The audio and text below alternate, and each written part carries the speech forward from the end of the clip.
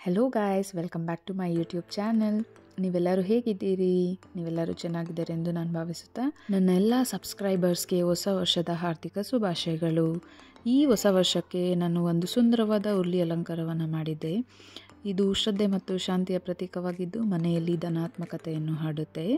ಈ ವಿಡಿಯೋದಲ್ಲಿ ನಾನು ಈ ಅಲಂಕಾರವನ್ನು ಹೇಗೆ ಮಾಡಿದ್ದು ಮತ್ತು ಉರುಳಿ ಅಲಂಕಾರವು ನಮ್ಮ ಸಂಪ್ರದಾಯದಲ್ಲಿ ಎಷ್ಟು ಪ್ರಮುಖವಿದೆ ಎಂಬುದನ್ನು ಹಂಚಿಕೊಂಡಿದ್ದೇನೆ. ಉರುಳಿಯನ್ನು ಅಲಂಕರಿಸುವುದು ನಂಬಿಕೆ, ಸೌಂದರ್ಯ ಮತ್ತು ಧಾರ್ಮಿಕತೆಯ ಸಂಕೇತವಾಗಿದೆ. ಇದು ನಿಮ್ಮ ಮನೆಗೆ ಹೊಸ ವರ್ಷದ ಶುಭವನ್ನು ತರುತ್ತದೆ ಎಂದು ನಂಬುತ್ತೇನೆ.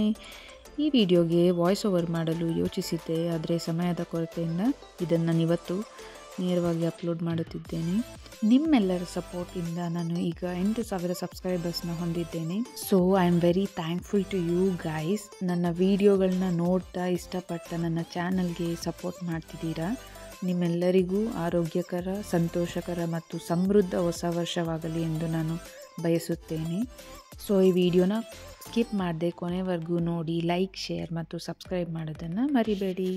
ಸೊ ಉರುಳಿ ಅಲಂಕಾರ ಮಾಡುವುದರ ಕಾರಣ ಮತ್ತು ಅದರ ಮಹತ್ವ ಏನೆಂದು ತಿಳಿಯೋಣ. ನನಗೆ ಹೂವಿನಲ್ಲಿ ಅಲಂಕಾರ ಮಾಡೋದಂದರೆ ತುಂಬ ಇಷ್ಟ. ಸೊ ಮನೆಯಲ್ಲಿ ಒಂದು ಉರುಳಿ ಬೌಲ್ ಇರೋದ್ರಿಂದ ನಾನು ಅದರಲ್ಲಿ ಡಿಫ್ರೆಂಟ್ ವೆರೈಟೀಸ್ ಆಫ್ ಡೆಕೋರೇಷನ್ಸ್ ಮಾಡೋದನ್ನು ಯಾವತ್ತೂ ಟ್ರೈ ಮಾಡ್ತಿರ್ತೀನಿ. ಸೊ ಹಾಗೆ ಯೂಟ್ಯೂಬ್ಗೂ ಮತ್ತು ಇನ್ಸ್ಟಾಗ್ರಾಮ್ಗೂ ಪೋಸ್ಟ್ ಮಾಡ್ತೀನಿ. ನಾನು ಇನ್ಸ್ಟಾಗ್ರಾಮ್ ಲಿಂಕ್ನ ಕೂಡ ನಾನು ನನ್ನ ಡಿಸ್ಕ್ರಿಪ್ಷನಲ್ಲಿ ಹಾಕಿದ್ದೀನಿ, ದಯವಿಟ್ಟು ಒಂದು ಸತಿ ಚೆಕ್ ಮಾಡಿ. ಈ ಉರುಳಿ ಅಲಂಕಾರವನ್ನು ಏನಕ್ಕೆ ಮಾಡುತ್ತೇವೆ ಅಥವಾ ಮಾಡುವುದರ ಕಾರಣ ಏನು ಅಂತ ನೋಡೋದಾದರೆ, ಉರುಳಿಯಲ್ಲಿ ನಾವು ನೀರನ್ನು ತುಂಬಿ ಹೂಗಳು ಮತ್ತು ದೀಪಗಳಿಂದ ಅಲಂಕಾರ ಮಾಡುವುದರಿಂದ ಮನೆಯಲ್ಲಿ ಶಾಂತಿ ಮತ್ತು ಧನಾತ್ಮಕತೆಯನ್ನು ಹರಡುತ್ತದೆ ಎಂದು ನಂಬಲಾಗಿದೆ. ಮತ್ತು ಇನ್ನೊಂದು ಕಾರಣ ಏನಂದರೆ, ಉರುಳಿ ಅಲಂಕಾರವನ್ನು ಮನೆಯಲ್ಲಿ ಮಾಡಲು ಅದೃಷ್ಟ ಮತ್ತು ಶುಭವನ್ನು ಆಕರ್ಷಿಸುತ್ತವೆ ಎಂದು ಹಿರಿಯರು ಹೇಳುತ್ತಾರೆ. ವಿಶೇಷವಾಗಿ ಹಬ್ಬ ಟೈಮಲ್ಲಿ ಮತ್ತು ಒಂದು ವಿಶೇಷ ಸಂದರ್ಭಗಳಲ್ಲಿ ಇದು ಶುಭ ಸೂಚಕವಾಗಿದೆ. ಹಾಗೆ ಮೂರನೇ ಕಾರಣ ಏನಪ್ಪ ಅಂದರೆ, ಉರುಳಿಯನ್ನು ಪ್ರವೇಶದ ಬಳಿ ಅಥವಾ ಹಾಲ್ನಲ್ಲಿ, ಪ್ರವೇಶದ ಬಳಿ ಅಂದರೆ ಬಾಗಿಲ ಹತ್ತಿರ ಅಥವಾ ನಮ್ಮ ಮನೆಯ ಹಾಲ್ನಲ್ಲಿ ಡೆಕೋರ್ ಮಾಡೋದ್ರಿಂದ ಮನೆಗೆ ಬರುವ ಅತಿಥಿಗಳಿಗೆ ಸ್ವಾಗತ ಮಾಡುವುದರ ಸಂಕೇತವಾಗಿರುತ್ತದೆ. ಇದು ಮನೆಯಲ್ಲಿ ಸೌಂದರ್ಯವನ್ನು ಕೂಡ ಹೆಚ್ಚಿಸುತ್ತದೆ ಮತ್ತು ಹೂವಿನ ಸುಗಂಧದ ಪರಿಮಳವನ್ನು ಕೂಡ ಹರಡುತ್ತದೆ. ನಾಲ್ಕನೇ ಕಾರಣ ಏನಪ್ಪ ಅಂದರೆ, ಉರುಳಿ ಅಲಂಕಾರವು ಪುರಾತನದ ಕಾಲದಿಂದಲೂ ಆಚರಿಸಲಾಗುತ್ತಿದೆ. ಇದು ದೈವದ ಪ್ರಾರ್ಥನೆಗಾಗಿ ಅಥವಾ ಹಬ್ಬದ ದಿನಗಳಲ್ಲಿ ದೇವರಿಗೆ ಸಮರ್ಪಿತವಾಗಿ ಕೂಡ ಮಾಡಲಾಗುತ್ತದೆ. ಸೊ 5ನೇ ಕಾರಣ ಏನಂದರೆ, ನೀರು, ಹೂಗಳು ಮತ್ತು ದೀಪಗಳನ್ನು ಬಳಸಿಕೊಂಡು ಉರುಳಿಯನ್ನು ಅಲಂಕರಿಸುವುದು ಸೃಜನಶೀಲತೆಯನ್ನು ವ್ಯಕ್ತಪಡಿಸುವುದು ಮಾತ್ರವಲ್ಲ, ಅದು ಮನೆಯನ್ನು ಸುಂದರಗೊಳಿಸಲು ಕೂಡ ಸಹಾಯ ಮಾಡುತ್ತದೆ. ಸೊ ಓವರಾಲ್ ಉರುಳಿ ಡೆಕೋರ್ ಇಂಪಾರ್ಟೆನ್ಸ್ ಅಥವಾ ಉರುಳಿ ಅಲಂಕಾರದ ಮಹತ್ವ ಏನಂದರೆ, ಉರುಳಿ ಅಲಂಕಾರ ಕೇವಲ ಸೌಂದರ್ಯವನ್ನು ಮಾತ್ರ ಹೆಚ್ಚಿಸೋದಲ್ಲ, ಅದು ಧಾರ್ಮಿಕ, ಸಾಂಪ್ರದಾಯಿಕ ಮತ್ತು ಮನಸ್ಸಿನ ಶಾಂತಿಯನ್ನು ನೀಡುವ ಅಗತ್ಯವನ್ನು ಪೂರೈಸುತ್ತದೆ. ಇದು ನಮ್ಮ ಪರಂಪರೆ ಮತ್ತು ಸಂಪ್ರದಾಯವನ್ನು ಉಳಿಸುವ ಮಹತ್ವದ ಭಾಗವಾಗಿದೆ. ಸೊ ನಾನು ನಮ್ಮ ಮನೆಯಲ್ಲಿ ವಾರದಲ್ಲಿ ಒಂದು 3 ಸತಿ ಆದರೂ ನಾನು ಈ ಉರುಳಿ ಅಲಂಕಾರನ ಮಾಡಿರ್ತೀನಿ. ಹೂವು ಫ್ರೆಶ್ ಆಗಿ ತೊಗೊಂಡು ಬಂದು ನೀರು ಹಾಕಿ ಅಲಂಕಾರ ಮಾಡ್ತೀನಿ. ಹಬ್ಬದ ಟೈಮಲ್ಲಿ, ದೀಪಾವಳಿ ಹಬ್ಬದ ಟೈಮಲ್ಲಂತೂ ನಾನು ಲೈಟ್ ವೆಯ್ಟ್ ಕ್ಯಾಂಡಲ್ಸ್ನ ತಂದು ನೀರು ಮೇಲಿಟ್ಟು ಡೆಕೋರೇಷನ್ ಮಾಡ್ತೀನಿ. ಸೊ ಇದು ಹೇಳ್ದಾಗೆ ಮನಸ್ಸಿನ ಶಾಂತಿಯನ್ನು ಕೂಡ ಹೆಚ್ಚಿಸುತ್ತೆ. ನಾನು ಎಷ್ಟೊಂದು ಸತಿ ಟ್ರೈ ಮಾಡಿದ್ದೀನಿ ಈ ಥರ ಮಾಡಿ.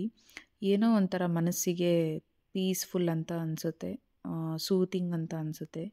ನೀವು ಒಮ್ಮೆ ಟ್ರೈ ಮಾಡಿ ನೋಡಿ. ನನ್ನ ಯೂಟ್ಯೂಬ್ ಚಾನಲ್ನ ವಿಸಿಟ್ ಮಾಡಿ ಎಲ್ಲ ವೀಡಿಯೋಸ್ನ ಚೆಕ್ ಮಾಡಿ. ತುಂಬ ವೆರೈಟೀಸ್ ಆಫ್ ಉರುಳಿ ಡೆಕೋರ್ನ ನಾನು ಪೋಸ್ಟ್ ಮಾಡಿದ್ದೇನೆ.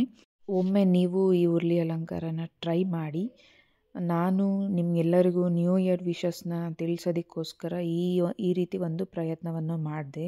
ವೀಳ್ಯದೆಲೆ ಮೇಲೆ ಫೆವಿಕಾಲ್ನ ಹಾಕಿ, ಫೆವಿಕಾಲಲ್ಲಿ ಹ್ಯಾಪಿ ನ್ಯೂ ಇಯರ್ ಅಂತ ಬರೆದು ಅದ್ರ ಮೇಲೆ ಅರಿಶಿಣದ ಪುಡಿಯನ್ನು ಉದುರಿಸಿ ಅದು ಡ್ರೈ ಆದಮೇಲೆ ಈ ಥರ ಬಂದಿದೆ ನೋಡಿ. ತುಂಬ ಚೆನ್ನಾಗಿ ಅನ್ನಿಸ್ತು ನನಗೆ. ಸೊ ನೀವು ನಿಮಗಿಷ್ಟ ಆದರೆ ಟ್ರೈ ಮಾಡಿ. ನ್ಯೂ ಇಯರ್ ವಿಶಸ್ ಆಗ್ಬೋದು ಅಥವಾ ಇನ್ನೇನೇ ಮನೇಲಿ ಏನಾದರೂ ಒಂದು ಶುಭ ಸಂದರ್ಭಗಳಿದ್ದಾಗ, ಒಂದೇನೋ ಮದುವೆಯಲ್ಲಿ ಒಂದು ಹಲ್ದಿ ಆಗಿರ್ಬೋದು ಅಥವಾ ಬರ್ಡೇ ವಿಶಸ್ ಆಗಿರ್ಬೋದು ನಿಮ್ಮ ಕ್ಲೋಸ್ಡ್ ಒನ್ಸ್ಗೆ, ಈ ರೀತಿ ನೀವು ಎಲೆ ಮೇಲೆ ಕಟ್ ಮಾಡಿ ಫೆವಿಕಾಲಲ್ಲಿ ಬರೆದು ಈ ಥರ ವ್ಯಕ್ತಪಡಿಸ್ಬೋದು ಅಂತ ಭಾವಿಸ್ತಿದ್ದೇನೆ. ನಮ್ಮ ಮನೇಲಿ ನಾನು ಒಂದು ಸತಿ ಉರುಳಿ ಡೆಕೋರ್ ಮಾಡಿದ್ರೆ ಅಟ್ಲೀಸ್ಟ್ 2 ಡೇಸ್ವರೆಗೂ ಅದು ಫ್ರೆಶ್ ಆಗಿ ಚೆನ್ನಾಗಿ ಹಾಗೇ ಇರುತ್ತೆ. ಸ್ವಲ್ಪ ಬಾಡಿದೆ ಅಂತ ಅನಿಸಿದಾಗ ನನಗೆ ನಾನು ಚೇಂಜ್ ಮಾಡಿ ಮತ್ತೆ ಹೊಸ್ದಾಗಿ ಏನಾದರೂ ಒಂದು ಹೂವದಲ್ಲಿ ಉರುಳಿ ಡೆಕೋರ್ನ ಟ್ರೈ ಮಾಡ್ತೀನಿ. ನೀವು ನನ್ನ ಇನ್ಸ್ಟಾಗ್ರಾಮ್ ಅಕೌಂಟ್ನ ವಿಸಿಟ್ ಮಾಡಿದ್ರೆ ನಿಮಗೆ ತುಂಬ ಅಂದ್ರೇ ತುಂಬಾ ವೆರೈಟೀಸ್ ಆಫ್ ಉರುಳಿ ಡೆಕೋರ್ನ ನಾನು ಆಲ್ರೆಡಿ ಟ್ರೈ ಮಾಡಿ ನಾನು ಪೋಸ್ಟ್ ಮಾಡಿದ್ದೀನಿ. ನೀವು ಎಲ್ಲ ಇಷ್ಟಪಡ್ತೀರಾ ಅದನ್ನು ನೋಡಿದ್ರೆ ಚೆಕ್ ಮಾಡಿ ಒಂದು ಸತಿ ವಿಸಿಟ್ ಮಾಡಿ. ಸೊ ಯೂಶ್ವಲಿ ನಾನು ವಾರದಲ್ಲಿ ಒಂದು 3 ಡೇಸ್ ಆದರೂ ನಾನು ಈ ಥರ ಮಾಡಿಬಿಟ್ಟು ಮನೇಲಿ ಇಟ್ಟಿರ್ತೀನಿ. ಕಿಟಕಿ ಹತ್ರ ಇಡ್ತೀನಿ ನಾನು ಯೂಶ್ವಲಿ. ಡೋರ್ ಹತ್ರ ಎಲ್ಲ ಜಾಗ ಇಲ್ಲ ಮತ್ತು ಮನೇಲಿ ಮಗು ಇರೋದ್ರಿಂದ ಆಟ ಆಡೋವಾಗ ಏನಾದರೂ ಚೆಲ್ಬಿಡ್ತಾನೆ ಅಂತ ನಾನು ಮೇಲೆ ಕಿಟಕಿ ಹತ್ರ ಶೆಲ್ಫ್ ಥರ ಇದೆ, ಸೊ ಕಿಟಕಿಯಲ್ಲಿ ಇಟ್ಟಿರ್ತೀನಿ. ಅದನ್ನು ನೋಡಿದಾಗೆಲ್ಲ ಏನೋ ಮನಸ್ಸಿಗೆ ಒಂಥರ ಖುಷಿ ಮತ್ತು ಫ್ಲವರ್ಸ್ನ ನೋಡಿದಾಗ ಕಣ್ಣಿಗೂ ಏನೋ ಒಂಥರ ಪ್ಲೀಸಿಂಗ್ ಅಂತ ಅನಿಸುತ್ತೆ, ಮನಸ್ಸಿಗೂ ಖುಷಿ. ಪ್ರತಿ ಸತಿನೂ ನಾನು ಯಾವುದೋ ಒಂದು ಈ ಥರ ಉರುಳಿ ಬೌಲ್ನ ಡೆಕೋರೇಟ್ ಮಾಡಿದಾಗ ನಮ್ಮ ಮನೇಲಿ ನನ್ನ ಹಸ್ಬೆಂಡು ಮತ್ತು ನನ್ನ ಮಗ ಕೂಡ ತುಂಬ ಚೆನ್ನಾಗಿದೆ ಮಮ್ಮ, ತುಂಬ ಚೆನ್ನಾಗಿದೆ ಅಂತ ಹೇಳ್ತಾರೆ. ಅವರು ಕೂಡ ಇಷ್ಟಪಡ್ತಾರೆ ಮತ್ತು ಬಂದು ನಿಂತ್ಕೊಂಡು ಅಲ್ಲಿ ನೋಡ್ತಾರೆ. ಸೊ ಇದು ಒಂಥರ ಅಟ್ರಾಕ್ಟಿಂಗ್ ಆಗಿರುತ್ತೆ, ಕಣ್ಗಳಿಗೆ ಆಕರ್ಷಕವಾಗಿರುತ್ತೆ, ಮನೆಯಲ್ಲೂ ಒಂಥರ ಪಾಸಿಟಿವ್ ವೈಬ್ಸ್ ಇರುತ್ತೆ. ಸೊ ಈಗ ಉರುಳಿ ಅಲಂಕಾರ ಮತ್ತು ಇದ್ರ ಮಹತ್ವನ ತಿಳ್ಕೊಂಡಿದ್ದೀರಿ ಅಂತ ಅಂದ್ಕೋತೀನಿ. ನೀವು ಇಷ್ಟಪಟ್ಟರೆ ನೀವು ಒಮ್ಮೆ ಟ್ರೈ ಮಾಡಿ, ಮನೆಯಲ್ಲಿ ರೀಕ್ರಿಯೇಟ್ ಮಾಡಿ. ನಿಮ್ಮ ಹತ್ರ ಈ ಥರ ಉರುಳಿ ಬೌಲ್ ಇಲ್ಲ ಅಂದರೂ ಪರವಾಗಿಲ್ಲ, ಮನೆಯಲ್ಲೇ ಒಂದು ದೊಡ್ಡದು ಬಟ್ಟಲೋ ಅಥವಾ ಒಂದು ದೊಡ್ಡದು ತಟ್ಟೆನೋ ಪ್ಲೇಟೋ ಈ ಥರದ್ರಲ್ಲಿ ಕೂಡ ನೀವು ನೀರು ಹಾಕಿ ಟ್ರೈ ಮಾಡ್ಬೋದು. ಸೊ ನಿಮ್ಗೆ ಇಷ್ಟ ಆಗಿದೆ ಅಂತ ಅಂದ್ಕೋತೀನಿ. ಲೈಕ್ ಮಾಡಿ, ಶೇರ್ ಮಾಡಿ ಮತ್ತು ನನ್ನ ಚಾನಲ್ಗೆ ಸಬ್ಸ್ಕ್ರೈಬ್ ಮಾಡಿ. ನಿಮ್ಮೆಲ್ಲರ ಸಪೋರ್ಟೇ ನನ್ನ ಪವರು, ನಿಮ್ಮೆಲ್ಲರ ಬೆಂಬಲವೇ ನನ್ನ ಶಕ್ತಿ. ಇನ್ನೊಮ್ಮೆ ನಿಮ್ಮೆಲ್ಲರಿಗೂ ಹೊಸ ವರ್ಷದ ಹಾರ್ದಿಕ ಶುಭಾಶಯಗಳು. ಎಲ್ಲನೂ ಶುಭವಾಗಲಿ ಎಂದು ಹಾರೈಸುತ್ತಾ ಥ್ಯಾಂಕ್ ಯು.